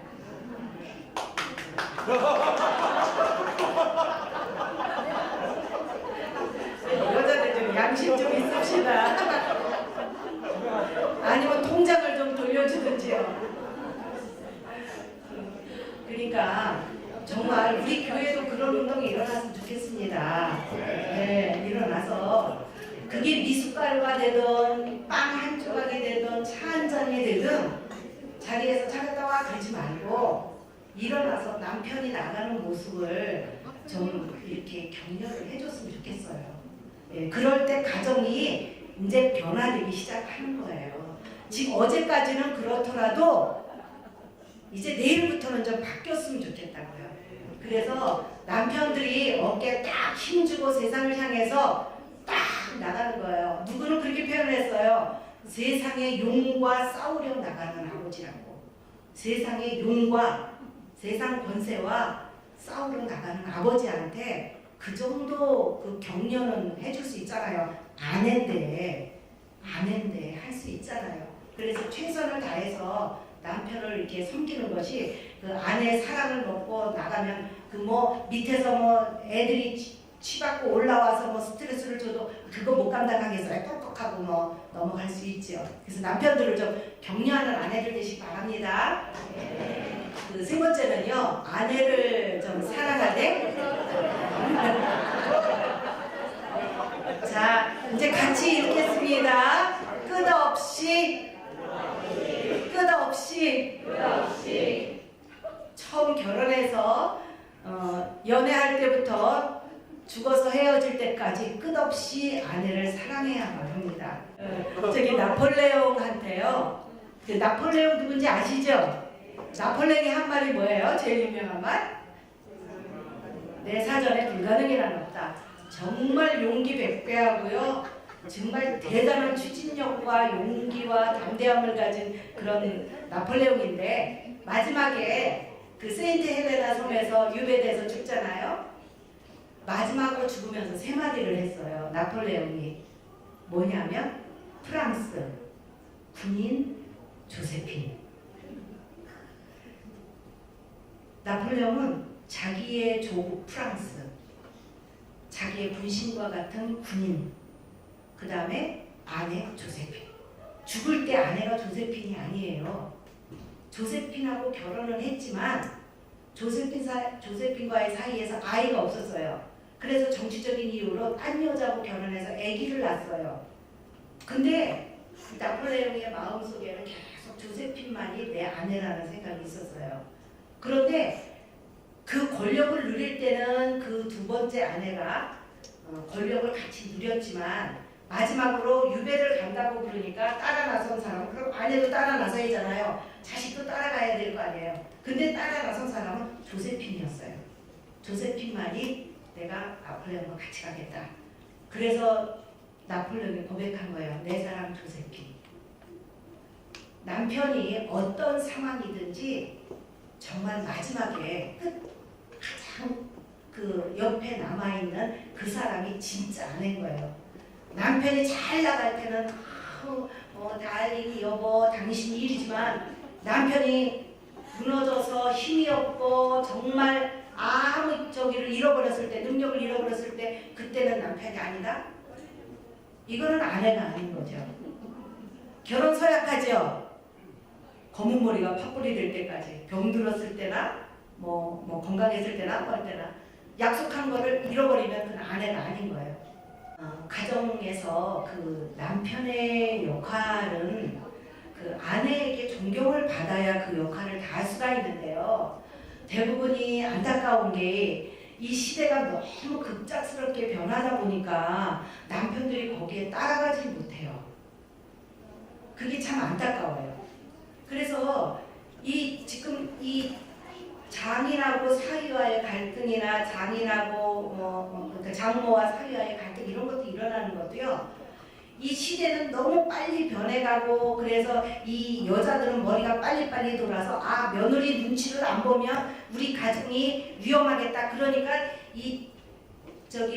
그 장모와 그 갈등은 이제 점점 없어져요. 왜냐하면 시어머님들이 빨리빨리 이게 눈치를 채고 며느리들하고 사이를 좋게 이렇게 가져요. 그래서 고부 갈등은 찍어지는데 문제는 이제 이 장인하고 사위와 이 남자들 간에 이게 점점 요새는 대두되고 있단 말이에요. 어떻게 해야 될지를 모르겠는 거예요. 이걸 그래서 이 남편들을 어떻게 도와야 될지 참 그렇습니다. 그래서 이 아버지 학교 때 이거 아버지의 뭐 사명이나 아버지의 영향력이나 이런 것들을 많이 이제 설명을 드리면서 남편으로서 어떻게 해야 될 것인가도 많이 알려드려요. 근데 대부분이 강사가 남자들이에요. 남자들이다 보니까 남성의 입장에서 주로 얘기를 해서 전 남자들의 이 귀한 모임에 좀 여성의 입장을 좀 대변했으면 좋겠다는 생각이 참 들 때가 많았어요. 여성의 마음을 잘 모르시는 것 같아요. 강사님들도. 그래서 그런 쪽으로 좀 안타까운데 이 아내들의 마음을 잘 헤아리셔서 아내들은 너무 이렇게 유리그릇 같은 존재가 섬세하고 참 밝지도 않은 것에 상처를 받고 또 막 이렇게 그래요. 너무 예민한데 그런 쪽으로 여성에 관한 심리책이든지 이런 거를 좀 읽어보면 많이 도움이 될 것 같아요. 화성에서 온 남자, 금성에서 온 여자 같은 거는 아주 남녀 관계의 차이에 대한 고전적인 책이거든요. 그런 거를 이렇게 안 읽어보고 결혼들을 하셨잖아요. 한번 지금에라도 읽어보시면요. 내 아내나 남편이 하는 행동에 대해서 굉장히 많은 그 이해를 할 수가 있어요. 우리 남편 별난 남자 아니었구나라는 거를 알 수가 있고요. 우리 아내도 저 까다롭스러운 여자가 아니었구나라는 거를 많이 알 수가 있습니다. 그래서 그 남편들의 역할이 예전에는 경제권을 쥔 가장의 입장에서 이제는 애정의 역할로 바뀌어지고 있어요. 그러니까 이제는 돈 벌어다 주는 시대가 아니라 애정을 삶으로 표현해야만 하는 시대로 바뀌고 있는 거예요. 그러니까 남편들이 집안에서 돈만 벌어다 주면 다 아니냐 이렇게 생각하시면 지금은 현대적인 이 관점에서는 어려워져요. 역할이. 이제는 돈도 벌어다 주면서 애정도 플러스 되면서 요리도 할 줄 알아야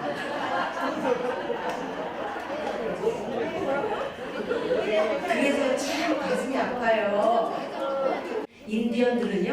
인디언들은 이 광야를 달리잖아요. 늘 광야를 막 달려가다가 가끔씩 딱 멈추어 서서 뒤를 돌아본대요. 뒤를 돌아보는데 힘들어서 뒤를 돌아보는 게 아니라 내 영혼이 나를 따라오지 못할까봐 서서 내 영혼이 나한테 들어와서 나를 따라올 때까지 기다렸다가 다시 또 이래 출발을 한답니다. 남편들도 사는 일에 너무너무 바빠요. 살아남기 위해서는 머릿속에 이 지금 사회 속에서 살아남기 위해서 너무 많은 생각과 이런 압박감과 책임감, 가정을 이끌어 가야만 된다는 그런 부담감으로 머리가 꽉 차 있어요. 그래서 가끔가다 제정신이 없이 살아요. 그냥 집이 어떻게 되는 건지, 뭐가 어떻게, 가족의 생일이 언젠지, 우리 아이가 지금 왕따가 당하고 있는지 뭔지 모를 정도로 치열하게 살고 있어요. 그런데 가끔은 멈추어 서서 돌아보셨으면 좋겠어요. 지금 내가 어떻게 살고 있는지, 어떻게 살아오고 어떻게 살아가야 될지 자기 점검의 시간을 좀 가지셔야 될 것 같아요. 그래야 남성들도 중년 되면 남자들도 우울증이 많이 오거든요. 이 중간에 점검하는 자기 영혼을 찾는 이 시간을 가지지 않으면 힘들어져요. 중간에 이렇게 가끔 멈춰서서 좀 이렇게 여러 가지를 좀 돌아보고 점검하는 시간을 가져야 내가 건강해요. 그래서 이 아버지 학교도 그런 의미에서 조금 쉼의 시간, 좀 점검의 시간을 가지시라고 그렇게 해서 마련한 게 아버지 학교인데, 이번에 하려고 했는데 좀 다른 교회와 이렇게 조인해서 하려고 하는데 가을에 계획을 하고 있습니다. 그래서 조금 이렇게 쉬어놓고 맨날 말씀만, 하나님만 섬기는 이런 것도 있지만 가끔 이 신앙을 떠나서 한번 남자로서의 나 자신의 모습을 돌아보는 시간을 가졌으면 좋겠습니다. 어쨌거나 내 마음에 들거나 들지 않거나 불만이 있거나 불만이 있지 않거나 아내와 남편은 하나님께서 붙여주신 최고의 배필이라는 것을 잊지 마시기 바랍니다. 둘이 어떻게 서로 상승작용을 하느냐에 따라서 하나님이 최고의 배필로 만나게 하셨는데 최악의 배필이 되는 것을 보기도 해요. 그거는 그 부부의 책임이에요. 둘이 서로 미성숙해서 이 작품을 잘 만들어가지 못해서 그렇지 원래 하나님의 의도는 최고의 배필로 기대를 하시고 만나게 하신 거거든요. 그래서 서로 그런 면이 있더라도 서로 장점을 많이 찾으시기 바랍니다. 저 사람에게는 저런 장점이 있었지, 저런 장점이 있었지, 장점을 많이 보시면 내 마음의 그런 섭섭함이나 그런 것들이 많이 사라지게 될 거예요. 그래서 서로의 장점을 많이 찾기 바랍니다. 마지막으로 예수님만이 해답입니다. 우리 주보 꼭대기에 뭐라고 되어 있죠? 저는 깜짝 놀랐어요. 우리 교회 와서 주보 받고 깜짝 놀랐어요. 왜냐하면 제가 오기 전에 계속 기도해 왔던 게 제가 기도하는 모든 거 예수님만이 해답입니다. 예수님만이 정답입니다. 예수님만이 해결할 수 있습니다. 제 오로지 소망은 예수님입니다. 제가 앞으로 붙잡을 분도 예수님이고 제 인생을 주장해 가시는 분도 예수님이고 예수님만이 저를 이끌어 가십니다. 저의 참된 위로자가 되십니다. 남편도 몰라요. 자식도 몰라요. 하지만 예수님만이 저의 모든 심령 골수를 다 살펴보시기 때문에 예수님만이 해답입니다. 이것을 계속 기도해 왔었는데 주보를 딱 보니까 예수님만이 해답입니다. 저는 보통 교회가 아니구나. 와, 정말 놀랐어요.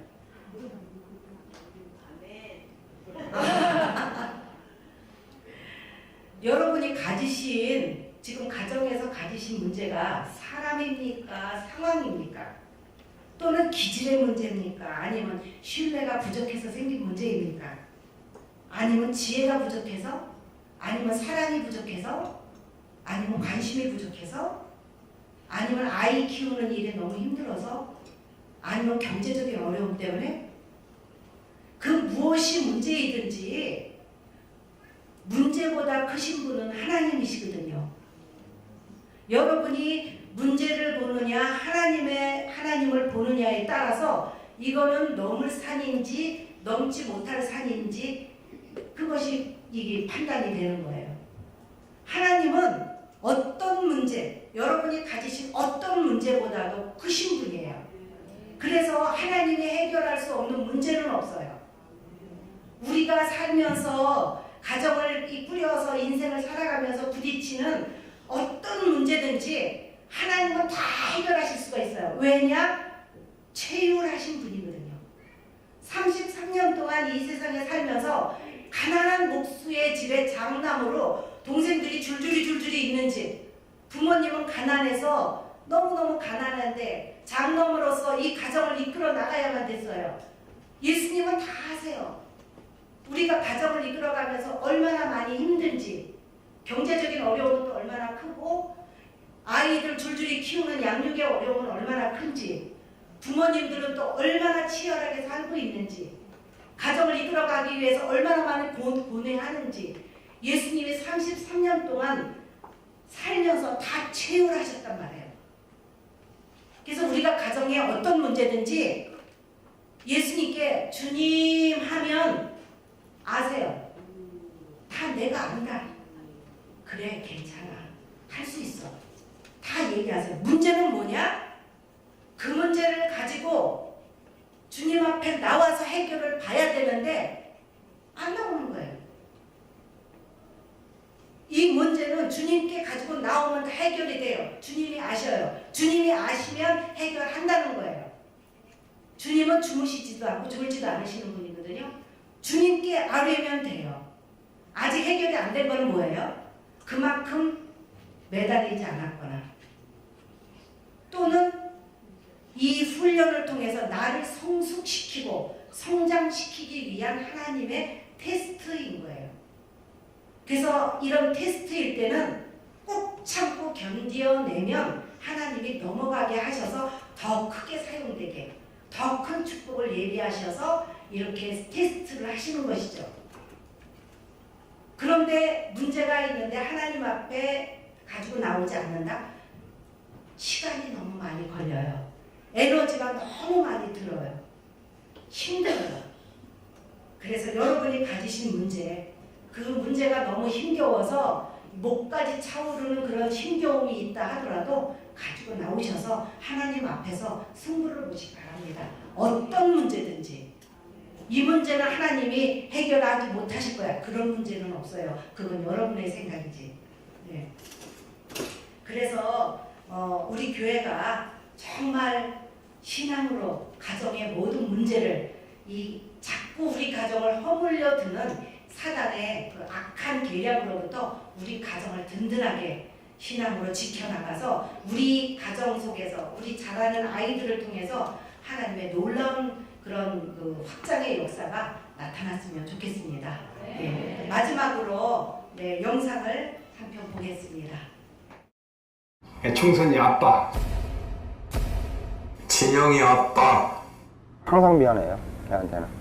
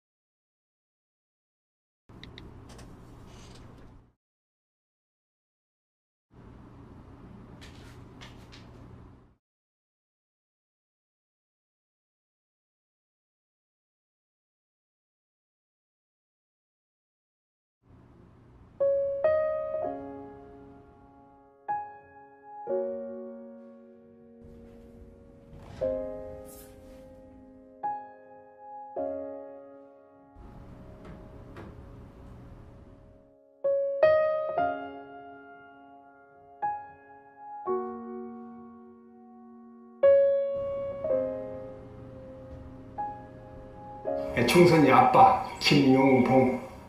난 신왕철 아빠 신현기. 이영근입니다. 큰아들이. 저 영우 아버지 되는 사람입니다. 조유섭 아빠, 진영이 아빠. 성함은 김성복. 생각나지요. 그 아들, 딸만 낳다가 아들 가졌는데 요번에도 딸이 못 갈까 했는데 네 엄마, 아빠, 동생한테 신경 써주고 고맙고. 부모로서 이렇게 뭔가를 충분하게 해줘야 되는데 그런 것도 못 해주고 그래서 참 마음이 아픕니다. 아들이라는 것은 어느 누가 바꿀 수도 없는 것이고 크게 뭐 도와주지도 못했고 했는데 그들이 알아서 잘 커가지고. 계속 부족한 게 부모 마음 아닐까요? 죽는 순간까지. 그런 제가 그런 마음으로 살고 있어요. 계속 부족한 거예요. 너무 엄하게 했던 게 그게 좀 미안하다. 미안해요.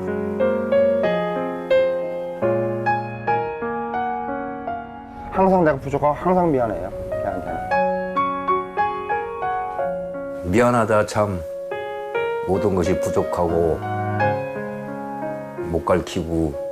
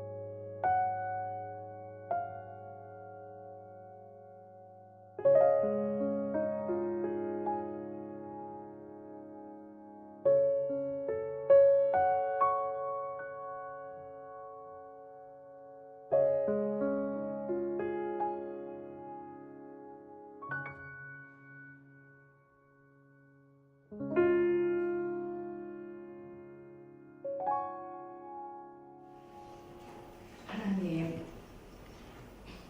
주님께서 배우자를 부부로 만나게 하시고 하나님께서 원하시고 하나님께서 기뻐하시는 가정으로 세우기 위하여 큰 기대를 가지고 가정을 이룰 수 있도록 도와주신 거 감사합니다. 살면서 서로 위로가 되고 서로 힘이 되고 그 속에서 자녀가 성장하고 또 키워내는 이 일에 같이 협력하게 하시니 감사합니다. 그러나 부부로 살기에 여러 가지 훈련되지 못하고 잘못된 가치관과 잘못된 방법으로 우리 가정에 병든 부분이 많습니다. 치료돼야 될 부분, 회복돼야 될 부분도 많습니다. 주님 그 모든 것을 주님께 내려놓습니다. 드러내지 못하는 그런 부분들조차 주님 앞에 내놓사오니 하나님께서 만져주시고 치유하여 주시옵소서. 건강한 가정이 되어서 이 건강한 가정 속에서 하나님의 건강한 일꾼들이 태어날 수 있도록 자랄 수 있도록 키워낼 수 있도록 하나님 도와주시옵소서.